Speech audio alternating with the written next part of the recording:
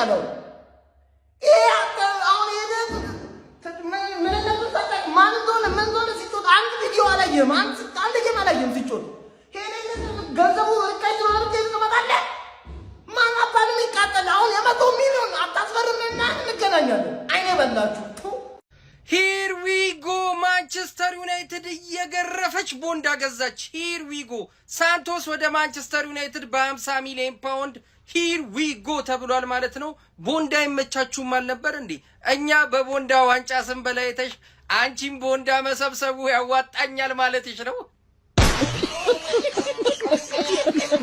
አንድሬ ሳንቶስ ወደ ማንቸስተር ዩናይትድ ቼልሲና ዩናይትድ በዚህ ዝውውር ተስማምተዋል። ዩናይትዶች 48 ሚሊዮን ፓውንድ እና ከተጨማሪ 2 ሚሊዮን ፓውንዶች በአጠቃላይ 50 ሚሊዮን ፓውንድ እንግዲህ ለዚህ ዝውውር ያወጣሉ። አንድሬ ሳንቶስ በግል ጥቅማ ጥቅም ከዩናይትድ ጋር ተስማምተዋል። ቼልሲ ምርመራ እንዲያደርግ እንግዲህ ፈቃዳቸውን ሰጥተውታል። ይህ ዝውውር እንግዲህ ሁለተኛ ብራዚላዊ ተጫዋች እንግዲህ በዩናይትድ ማሊያ በዚህኛው የክረምት ዝውውር እንግዲህ በመሀል ሜዳው ተመልክተናል። ኤደርሰን ቀደም ብሎ እንግዲህ ሂድዊግ የተባለ ዝውውር ነው። የሕክምና ምርመራውን እሱ የሚያደርጋል ተብሎ ይጠበቃል።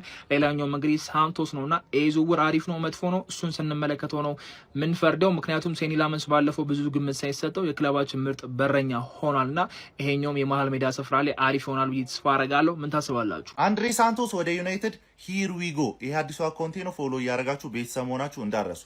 ኦልሞስት ሂር ዊ ጎ መባል ነው የቀረው። አሁን ዴቪድ ኦርንስቴን አሁን ባስነበበው መረጃ መሰረት ዩናይትድ እና ቼልሲ በዚህ ልጅ ጉዳይ ላይ ከስምምነት ላይ መድረሳቸው ተዘግቧል። 48 ሚሊዮን ቀጥታ የሚከፈል 2 ሚሊዮን ደግሞ እየታየ በሚጨመር እንደገና ደግሞ ወደፊት ልጁ ሲሸጥ 15% ቼልሲ ከሽያጩ ላይ እንደሚያገኝ በቃል ደረጃ ከስምምነት ላይ ደርሰዋል። እንግዲህ ዩናይትድ ቀዘቀዘች። በቃ ምንም ማድረግ አይቻልም። ባለመቶ ምናምን ሚሊዮኖች አልቻለችም። ሳንቶስ እውነት ለመናገር ጸዴ ልጅ ነው፣ ግን ለዩናይትድ ግን ይመጥናል ብዬ አላስብም። ያው ለቼልሲም ስላልመጠነ ማለት ነው። ለማንኛውም ግን የአርሰናልን ፋንታ አይደለም የቀዘቀዛችሁት። አርሲዬ ጋርናቾ ወይ ዴላፕ ጣል ይደረግላችኋል፣ ቶሲን ይመረቅላችኋል ማለት ነው። ፈርናንዴዝ የሚባለውን ሰው ለማስፈረም ትሄድና ሳንቶስ የሚባል ወጠጤ ታመጣለህ። ማንቺዬ ፍቅሬ ግራ እያጋባችኝ ነው። ካሁኑ ተወዛግፍኩኝ እኮ ማተገመት መሆን አለብህ ነው የምልህ። ይሁን ከሞላ ጎደል አንድ ብራዚላዊ ሸኝተን 2 ብራዚላዊ አምጥተናል። አሾይና ነው ተመስገን። ይህንን ማን አየበት? ፎሎወሬ ደግሞ ወደ ኋላ እየሄደ ነው ተመስገን። እሱም ማን አየበት? ይህን ማን ያምናል? አንድሬ ሳንቶስ የማንቸስተር ዩናይትድ ተጫዋች መሆኑ ተረጋገጠ። ዩናይትዶች ለተጫዋቹ ዝውውር ለቼልሲ 50 ሚሊዮን ፓውንድ የሚከፍሉ ይሆናል። በቅድሚያ ግን የሚከፍሉት 48 ሚሊዮን ፓውንድ ሲሆን 2 ሚሊዮን ፓውንድ ደግሞ ተጨማሪ ነው እና ዩናይትድ ይሄ ሁሉ ችግር እያለበት በጣም ወር ክላስ የሚባሉ ተጫዋቾች በሚያስፈልጉበት ሰዓት ክፍተቱን በአንድሬ ሳንቶስ ለመሸፈን ያሰበው። በቀጣይ ዓመት ዩናይትድ ተሻሽሎ ለመምጣት አልፈለገም። በጣም ጥያቄ የሚያስነሳ ዝውውር ነው። የምሬን ነው የምላችሁና አንድሬ ሳንቶስ ለዩናይትድ ካሪዝማ፣ ለዩናይትድ ታላቅነት፣ ለዩናይትድ ግርማ ሞገስ የሚመጥን ተጫዋች ነው ወይ?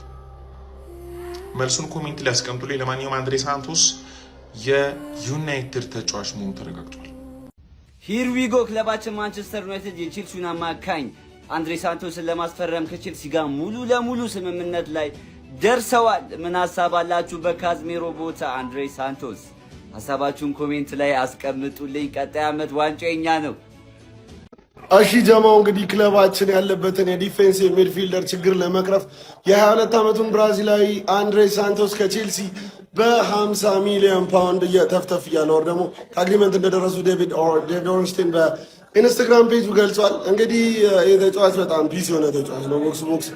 ቦክስ ቱ ቦክስ የሚሮጥ ተጫዋች ነው። ትንፋሽ አለው፣ አቅም አለው ምናምን። እስቲ መጥቶ ዩናይትድ ያለበትን የዲፌንሲቭ ሚድፊልደር ችግር ይቀርፋል አይቀርፍም አብረን የምናየው ይሆናል። ስለዚህ ተጫዋች ደግሞ መረጃ በደንብ ሰበስብና ጥናታዊ ጽሁፍ የማቀረብ ይሆናል። ይመቻችሁ። አንድሬ ሳንቶስ ወደ ማንቸስተር ዩናይትድ ቪዲዮን ከመጀመራችሁ በፊት ኮፒ ሊንክ እና ሼር አድርጉ። በደንብ ኮፒ ሊንክ አድርጉ። ይኸውላችሁ ቼልሲዎች 50 ሚሊዮን ፓውንድ ይፈልጋሉና ድርድሩ አሪፍ ደረጃ ላይ ደርሷል እየተባለ ነው። የቹዋሜኒ ነገር እንግዲህ አሁን እየወጡ ባሉት መረጃዎች መሰረት ማንቸስተር ዩናይትድ ልጁን ለማስፈረም እንደ ድሪም ሳይኒንግም ቢያየው፣ ቹዋሜኒ ግን ከማድሪድ የማይለቅ ተጫዋች ነው እየተባለ ደግሞ ሌላ ዜናዎች እየተዘገቡ ይገኛሉ ወደ ስፔን አካባቢ። እንግዲህ ምን እንደሚፈጠር አብረን የምናየው ይሆናል። ግን ማንቸስተር ዩናይትድ አንድሬ ሳንቶስን ለማስፈረም እጅጉኑ ተቃርቧል እየተባለ ነው። አስገራሚ መረጃ ደግሞ ማርከስ ራሽፎርድ ወደ ማንቸስተር ዩናይትድ እንደሚመለስና ድርድሮች የላቀ ደረጃ ላይ እንደደረሱ እየተነገረ ነው የሚገኘው። ከዓለም ዋንጫ በኋላ ማንቸስተር ዩናይትድን ስኳድ የሚቀላቀል ይሆናል እየተባለ እየተገለጸ ነው። በእነዚህ ሁሉ ዝውውሮችና ማንቸስተር ዩናይትድ ባሰባቸው ዝውውሮች ላይ ምን ታስባላችሁ? ኮመንት ሴክሽን ላይ ጻፉልኝ። ኮፒ ሊንክ ሼር ማድረግ እንዳይረሳም፣ ፎሎ እያደረጋችሁ ፔስ ለማንቸስተር ዩናይትድ ደጋፊዎች ኮንግራ የምሬ ነው የምላችሁ። በጣም አሪፍ ዝውውር ነው። 50 ሚሊዮን ተጋነን አልተጋነነም የሚባለው ነገር አሁን ባናነሳው ጥሩ ነው፣ ግን ፊርማው እጅግ በጣም የሚጠቅማችሁ ፊርማ ነው። አንድሬ ሳንቶስ ዘንድሮ በደንብ ላየው ሰው በጣም አሪፍ የሚያድግ ችሎታ ያለው ፕሮሚሲንግ የሆነ ተጫዋች ነው። የቼልሲ ደጋፊዎችና ቼልሲ ግን ሀሳባችሁ ምንድን ነው? ከምሬ ነው የምላችሁ። ማለት ቼልሲ ምን ያህል ለዝውውር ገንዘብ እንደሚያወጣ ታውቃላችሁና ምን አይነት ፖሊሲ ነው እያራመዱ ያሉት? ጥሩ ተጫዋቾች ብቅ ማለት ሲጀምሩ ወገባቸውን አምናም ባይዘው ብዙ ነው የሸጠው እኮ ቼልሲ እኮ አምና በጣም ሸቅሏል።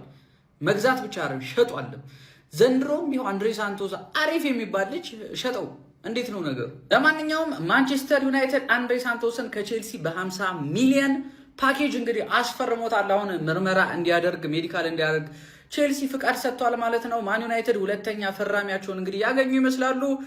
ጥሩ ፈራሚ ነው ማለት ነው። ሰበር መረጃ፣ ክለባችን ማንቸስተር ዩናይትድ ከቼልሲ ጋር በአንድሬ ሳንቶስ ጉዳይ ሙሉ በሙሉ ከስምምነት ደርሰዋል። ዴቪድ ኦርንስቴን ነው ያለን ማለት ነው።